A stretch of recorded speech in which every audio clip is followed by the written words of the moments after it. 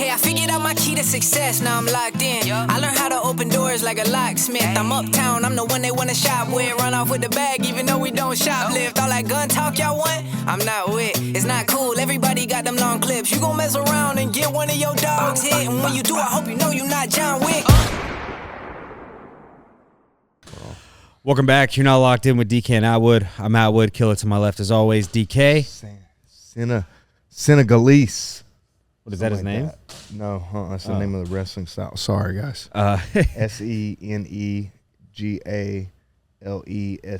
And that's out of Africa? Yeah. Damn, like big-ass mud wrestling. You ain't never seen that? I don't think so. Oh, man. They're in this big, giant pit of sand and dirt. Well, Africa, it's like red mud. Like clay, almost. Yeah, it's wild, man. And they wrestle. Yeah, we were talking right before I interrupted us. When we started the show, we were talking about the African wrestling style they have, where they wear like just loincloths around there. Not loincloths, but just like a little bit of stuff around their groin. They wear some arm bands, leg bands, and stuff like that. I mean, and it's called Senegalese wrestling, is a type of folk wrestling traditionally performed by the Serer people. And is now a national sport in Senegal and parts of Gambia. Part of the larger West African form of traditional wrestling. So there's a dude over in wrestling over in Africa that they were trying to get in the UFC. And I can't remember the name Didn't of that Ngannou guy. used to do that stuff? I'm not sure. I know he did some sort of sport that was like native to Africa back in the day. Yeah. Well, I want to. Yeah, and then so they say like capoeira, that was like a slave. That's like the martial art. drunken stuff, right? No, that's dancing. Okay. It's a form of like a dance combat sport. Or Gotcha. something I found out about that through the old Tekken game. They had that like he was like I think he was like an old like white dude, but he would do this little number and he'd always like he was drunk and then like, throw kicks and shit. Really? Yeah. Well, this doesn't look like you're drunk. This is like you're actually dancing. They play and they move. They do these different steps, and it's really a lot of kicks and a lot of upside down stuff. And you're doing like flips and cartwheels and different because things. they're moving and using like the momentum of their body to. Yeah. Have you ever seen anybody like that, like in a professional fight? I don't think I have. That's good at capoeira. Yeah. I don't think so. That would be interesting. Yeah. They should find somebody. What I want to say, there was some type of like fighting movie that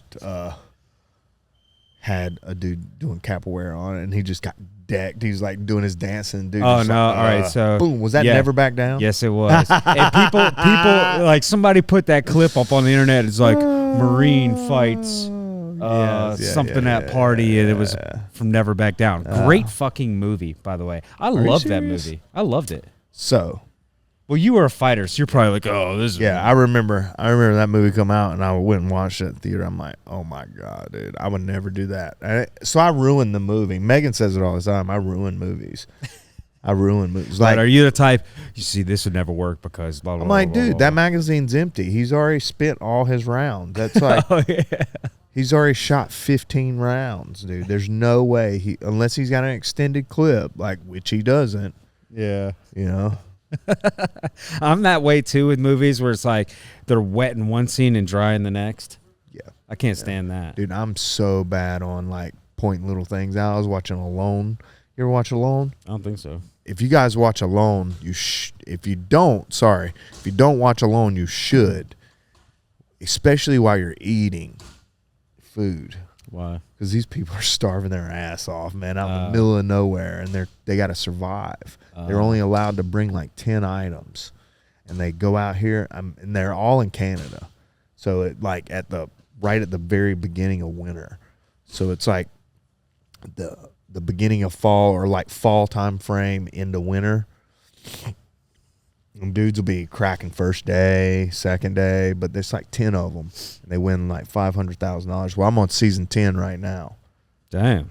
And they can hunt. They can use a bow and arrow to hunt. They can do all kinds of different things, man. And it's just like in Canada.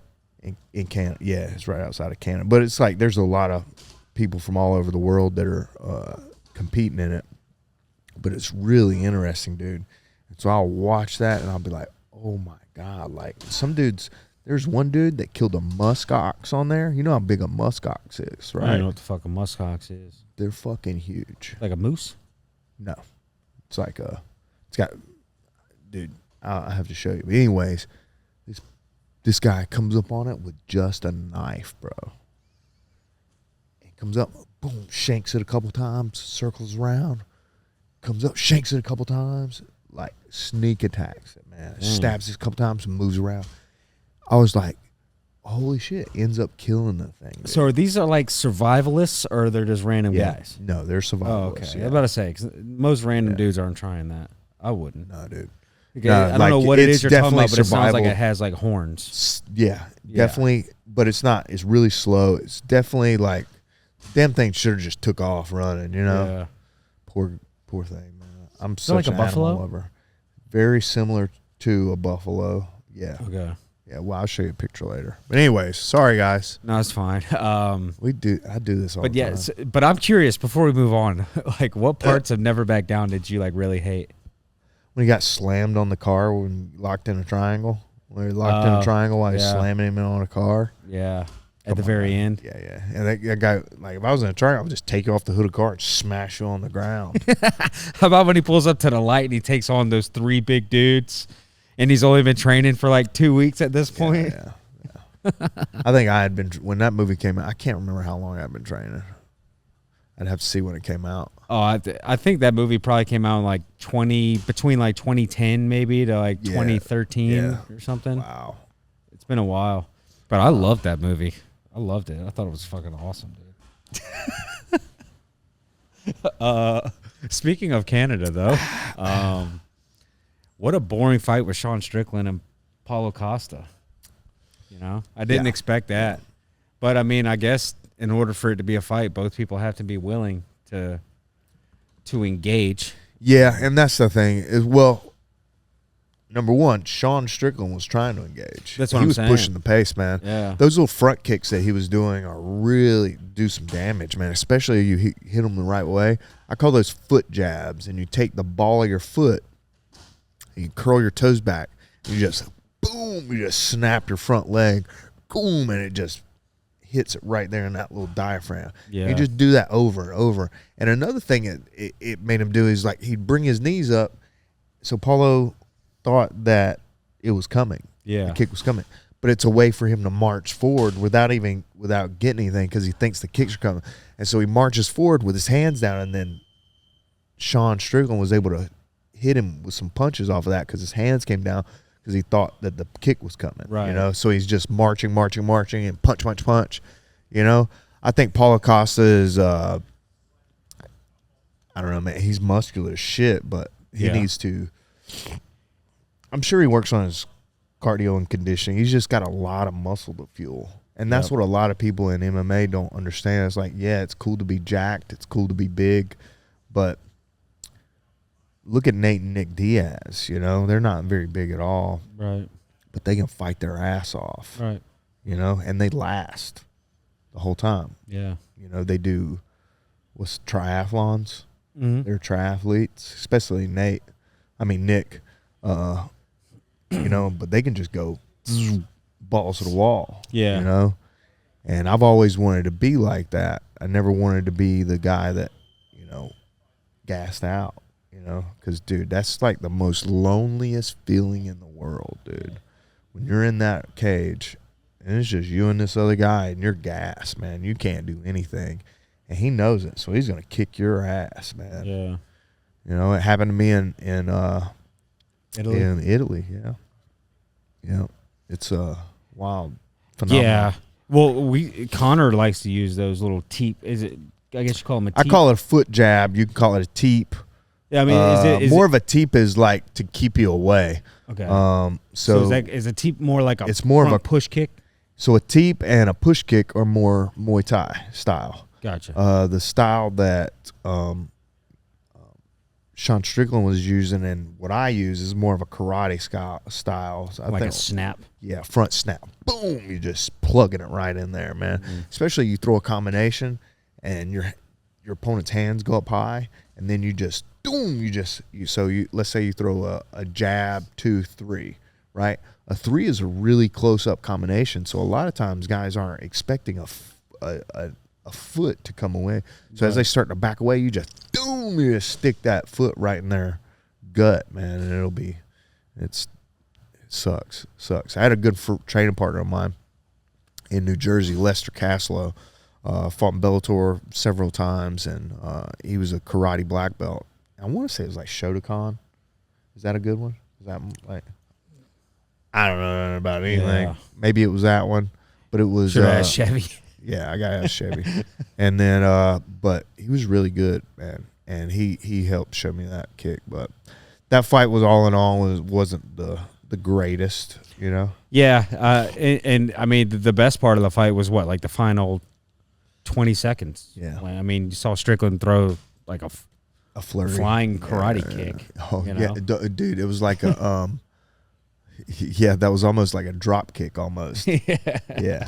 It was interesting. Like doing WWE. But, you know, all in all, I think the most exciting fight of the night was probably the Poirier fight. Yeah, it has to be. Yeah. It has to be. A lot of the fights. Makhachev and Poirier. Got, I mean, you saw a lot of the same thing, you know, just a bunch of ground game. Yeah, and that's what you're going to have, man. You're going to have that sometimes. You know, you get a card like 300, and you're like, oh, my gosh, what if this card's like the last one? But you also, a lot of people, they hear that $300,000 bonus, you know, throw it out, and they're like, I want that. Yep. You know, some people are like, I want that. And they go out there and they bring it to their opponent, and their opponent's like, dude, you're not doing this to me. And so it makes for a big fight. So even if one person's like, I want that $300,000 for performance tonight, it makes the fight good. Yeah. You know, and $300,000 is not, I mean, that's awesome. You know, well, I mean, for most people, that's life changing. For most people, that's a house and equity and all kinds of shit. I mean, after taxes, you're going to get taxed. Well, yeah, you're going to get taxed. I mean, depending on the state, I think, I don't know where that fight was. Probably in Las Vegas. I don't know what the taxes are like there. So probably, you know, $300,000, you're probably getting taxed. If it's California, they're getting $30,000 to $60,000. Yeah. That's it on $300,000. If you're thinking 10 to 20%. Oh, yeah, true. Well, not 10 to 20% of 300,000 would be more than that. Oh, no, you're right. Yeah. Damn, fucking stupid, dude. Don't ask me to do math. Guys, bro. Do not ask me to do math. Yeah. Because it will not be good. I was like, wait a second here. I'm not the dumb one. I was just joking, by the way. It was a test. It was a joke. I kid. But another good fight, though, was the Holland fight. Just because of the way it happened, right? Like, nobody would expect Holland. When he got in that armbar, I was like, no way he's getting this armbar. Yeah. No freaking way he's getting this armbar. I mean, the way he fished for it, too, I thought was pretty cool. Yeah. He started up belly down, and then the guy rolled, and then he had him, and I thought he was going to try to, like, hitchhike or something, but no. I was like, this dude's getting out. Yeah. Had it, and it looked like, I don't know if they ever confirmed it, but it certainly looked like something like it broke. Yeah. It looked like he broke it. His forearm. Yeah, man, that's not good stuff. I remember being I was fighting Felipe Nova in Bellator, and man, I had him in an armbar, and I was like trying to break it. It's hard to break an arm, man. Like, I was trying to break it, and it was just, I didn't have good enough control like Kevin Holland did. And Kevin Holland's so damn long, and the way, I mean, it wasn't the best armbar setup, but his legs are so long, they just hook like that, and it pulls him in. Well, it was nice to see from Kevin, too, because we all know him as being a stand-up kind of guy. So it was cool to see that he's been working on his other aspects, you know. I don't think he's going out there and beating like a Hamzat, but, you know, it's still cool to see. Joe had, I mean, it's the way it goes sometimes, Yeah, man. Joe Selecki versus Grant Dawson wasn't the most exciting fight. No. And if you guys don't know, man, like Joe's a superior grappler. Yeah. And so for Grant to be able to take him down and him not to be getting up, Joe's a high level grappler, man. I mean, he's a black belt. He's been training jiu-jitsu for over 20 years, used to compete at a high level when he was a purple and brown belt. He competed a lot in just jiu-jitsu before he moved solely to MMA. And so for Grant to just be able to take him down and control him, and he was caught in a guillotine, and that guillotine is one of Joe's. Yeah. Like back in the day, man, Joe used to catch you in a guillotine, and you can see how he just hangs on it. He's super tight. Mm-hmm. He's not like Grant was trying to get out. And Grant's head was turning like very red, and Joe's legs were just following him. And his dexterity and his legs are just really, really good, man. I mean, I've rolled with the kid before. I've been tapped by him before, so it's just kid's really good, man. And I call him a kid because when I first met Joe, he was probably 23 years old. Mm-hmm. Now he's 30 years old, which is Right. crazy, man. Which is crazy. That's something in. I mean, I could be wrong, but I don't recall seeing anybody who shot for a takedown really on Joe. In his fights, maybe Jim Miller, maybe. Yeah, I didn't see or the Matt Wyman. I did see that fight. No, he kept taking Matt Wyman down, I think. Oh, did he? Yeah. Okay. But I mean, because Joe's grappling is so good, so it's like Grant must have gone into that with the game plan of trying to prove a point. Because as you were saying, they mentioned on the broadcast that Grant turned down going to Nebraska to wrestle in college. To pursue MMA. Well, I know I did see. Did you see who was in his corner? In Grant Dawson's corner? Wasn't Francis there? No. No, it was that dude Jay-Z fought. Up in St. Louis. The dude that took him down, laid and prayed on him for 3 rounds. Really? Same I didn't know thing. that. Yep. Wow. Same thing, bro. Wow. Yep. It was Yeah. the same. I remember it was watching the that same fight exact fight. when right after It was the same exact Austin's fight, dude. we were all watching that in the lobby. Yep. So go back and look at it again. It's that guy's in his corner. He's in the back room warming him up, all that stuff. I was like, oh, that's the dude Jay-Z fought. There was somebody else in his corner though that I recognize because I didn't recognize that guy. Mike Brown was in his corner. That's who it Yeah. was. Mike Brown. Yeah. Redheaded beard dude. Yeah. Mike Brown was a legit guy back in the day. WEC was really big, and he's kind of moved on. He's just a coaching role now at ATT. Yeah. Yeah. So it sucks that Joe couldn't get it done, but that's the fight game. And we actually talked about fights like that when we had him on the pod. To the fans, it could be boring, right? But to the fighters, There's a lot going on, dude. Yeah. And I was saying, sometimes, man, you always think something's gonna happen. You're like, oh man, I almost got him in this. So you're like, I'm gonna eventually get him. And that's what I used to think. I was be like, oh, I'm gonna eventually catch him. Right? Like I almost caught him on this, but I'm gonna eventually catch his ass, sleeping. And the next thing you know, you're out of time. Yeah. Or you only got a minute left, and it's like, man, he's just survived 15 minutes of your attack or 14 minutes of your attacks. Like a minute's not going to get it. But see, that's the experience that I have now that I can now take to my students, because it happened to me, man. And like I was here at House of Blues fighting. I told the promoter, I was like, he offered me this fight. I said, dude, I'll take that fight tomorrow. Like, I'll beat this guy in my sleep. That was main event here at the House of Blues, and should not have lost this dude. Lost a decision in this guy.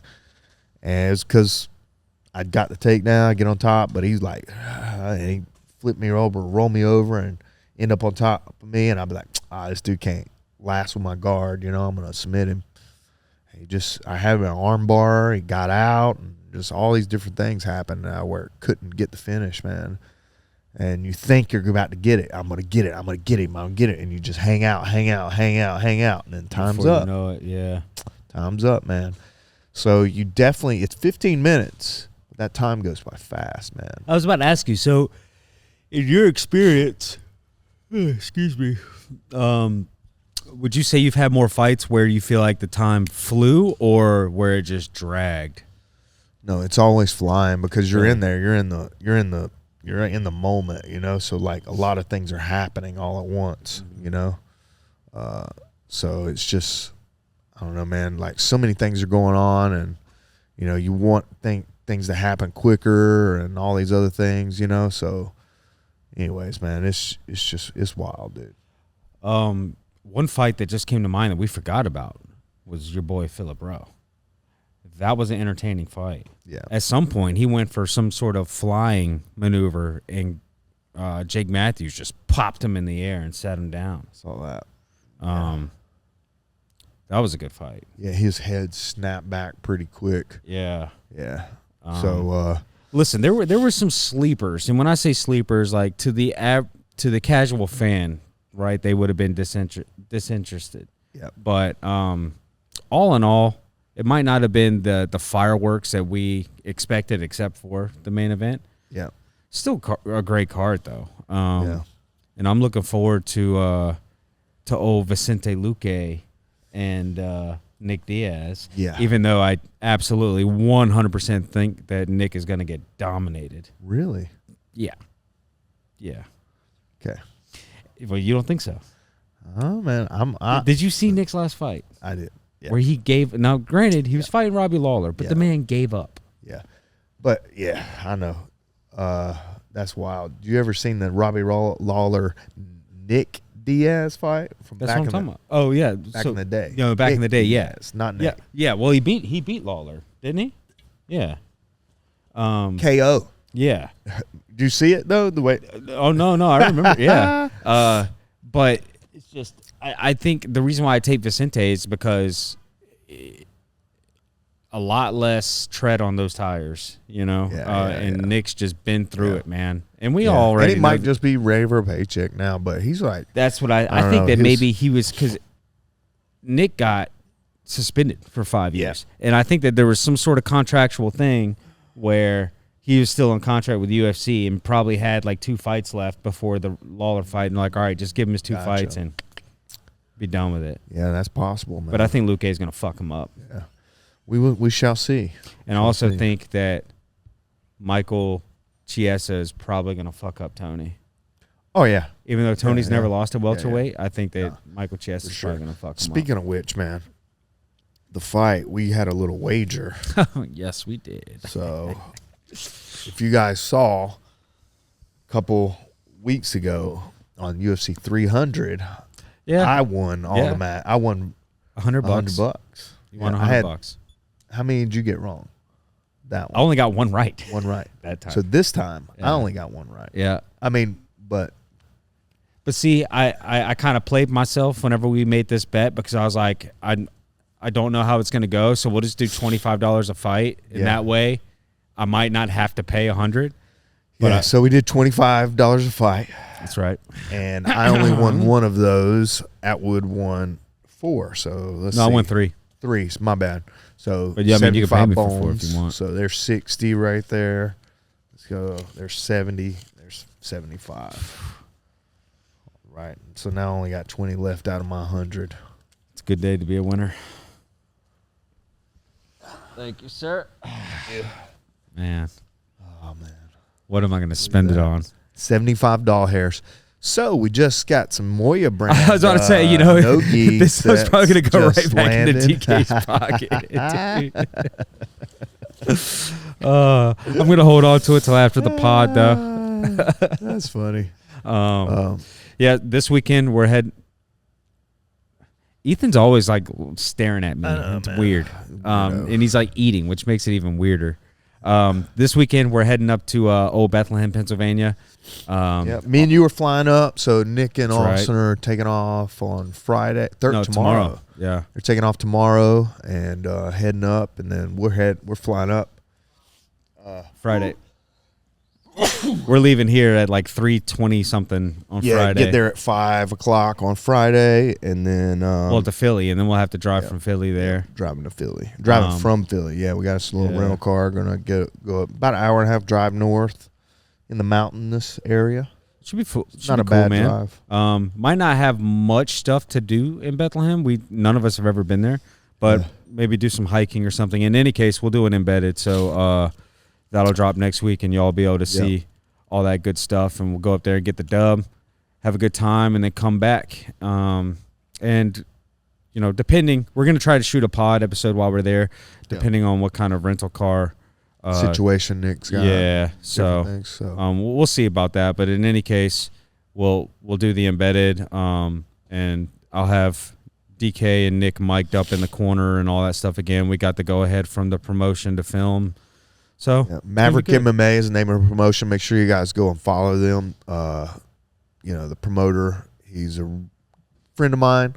I've known him for a long time since I fought at CFFC. He used to be like the commentator, one of the commentators for CFFC back in the day. He followed me and one of my old training partners around back in the day for a CFFC fight, and went to our strength and conditioning sessions and stuff like that too. So I'll have to see if I can find that footage, man. It was pretty good stuff. Yeah.